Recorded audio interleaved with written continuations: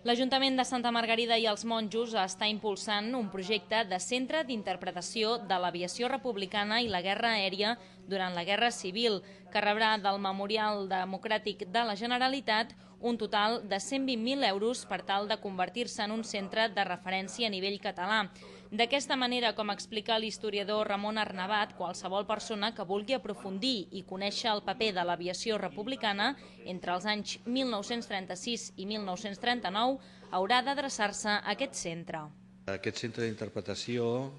tractarà diferents temes relacionats amb l'aviació republicana,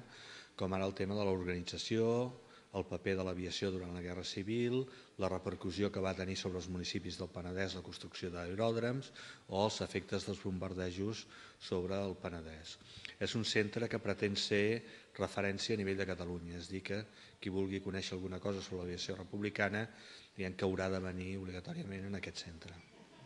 De fet, s'ha estat treballant des de primers d'any en aquest centre